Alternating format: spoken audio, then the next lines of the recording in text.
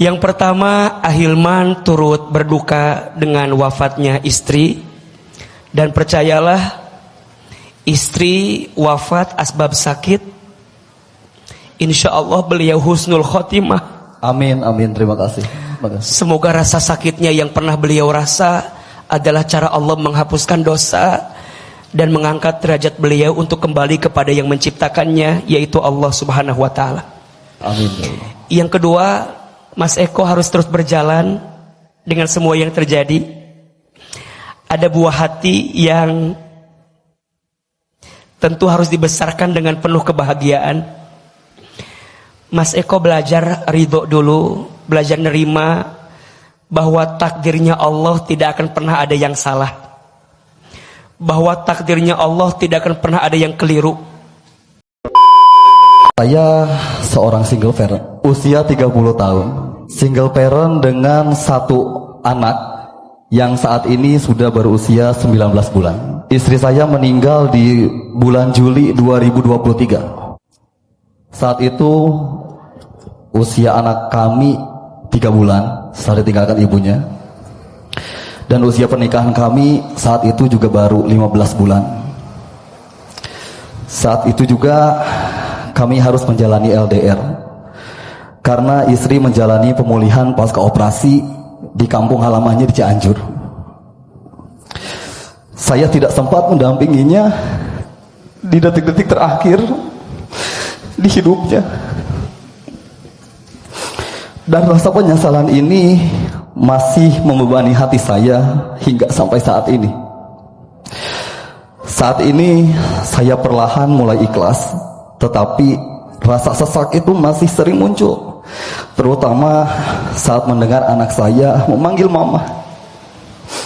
Bagaimana caranya, Ahilman, agar saya bisa lebih berdamai dengan rasa penyesalan ini dan menjalani hidup dengan lebih lapang sebagai ayah yang kuat untuk anak saya? Yang pertama, Ahilman turut berduka dengan wafatnya istri.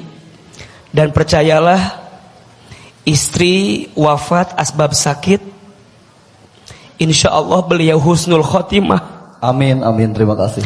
Semoga rasa sakitnya yang pernah beliau rasa adalah cara Allah menghapuskan dosa dan mengangkat derajat beliau untuk kembali kepada yang menciptakannya, yaitu Allah Subhanahu wa Ta'ala. Amin. Yang kedua, Mas Eko harus terus berjalan dengan semua yang terjadi. Ada buah hati yang tentu harus dibesarkan dengan penuh kebahagiaan. Mas Eko belajar ridho dulu, belajar nerima bahwa takdirnya Allah tidak akan pernah ada yang salah, bahwa takdirnya Allah tidak akan pernah ada yang keliru. Kenapa rasanya ujian saya seberat ini? Karena saya percaya Mas Eko sekuat itu, sehingga Allah menakdirkan pernikahan kalian hanya dalam waktu sesaat. Tapi walaupun singkat, saya percaya pasti ada lembaran memori yang sangat hebat bersama dengan istri, sehingga membuat Mas Eko mungkin berat juga untuk segera berpindah ke lain hati. Bukan tidak ada, tapi masih ada perasaan hati dari orang yang pernah pergi meninggalkan kita. Betul?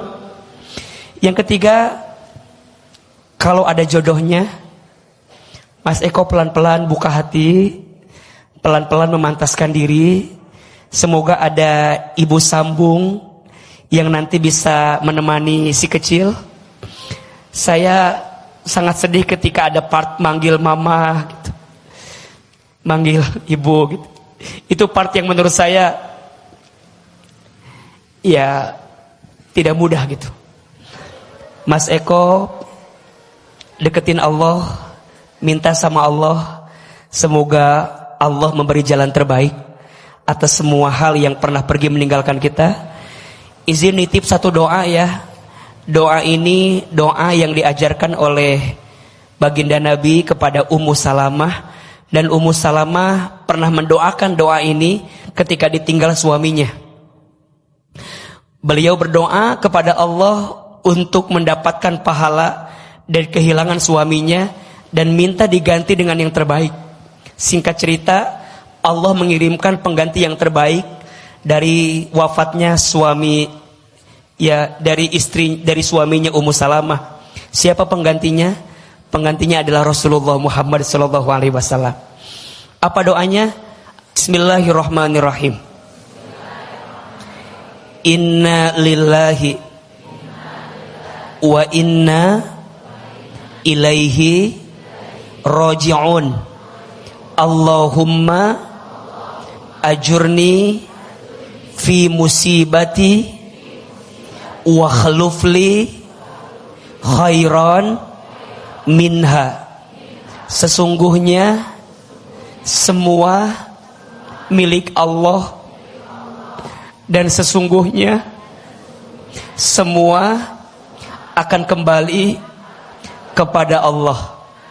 Ya Allah, berikanlah pahala atas ujian yang menimpaku, dan gantikanlah semua yang hilang dalam diriku dengan pengganti yang terbaik dari sisimu.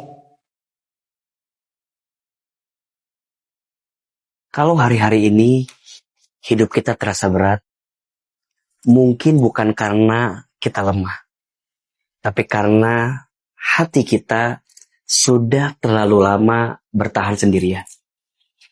Sering kita bilang, aku gak apa-apa. Padahal di dalam ada yang pelan-pelan rapuh. Ada yang pelan-pelan runtuh, bahkan menjauh. Dan Allah melihat itu semua. Allah tahu kok isi hatimu. Allah tahu lelahmu.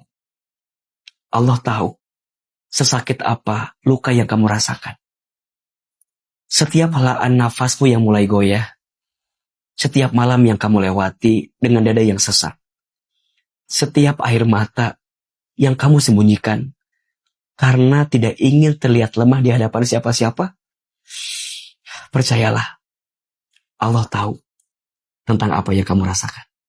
Kadang Allah membiarkan hidup kita terasa berat, bukan untuk menghukummu, tapi supaya kita berhenti sejenak, dan akhirnya kita bisa kembali mengadu. Sampai di satu titik, kamu tak lagi pura-pura kuat. Lalu berkata dalam doa yang paling jujur, Ya Allah, aku lelah. Aku capek. Aku lemah. Tolong aku. Bantu aku. Maka disitulah pertolongan Allah sangat dekat. Manusia boleh pergi meninggalkanmu, tapi Allah tak pernah pergi meninggalkanmu.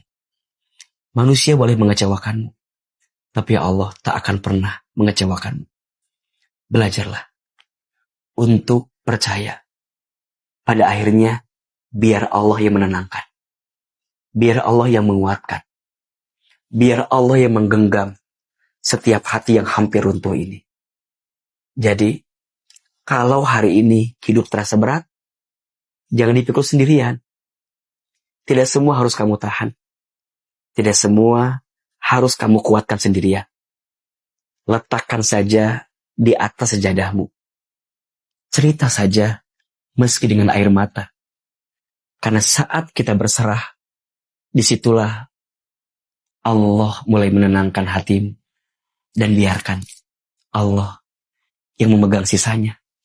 Tugas kita hanya mengangkat tangan. Biar nanti Allah yang turun tangan.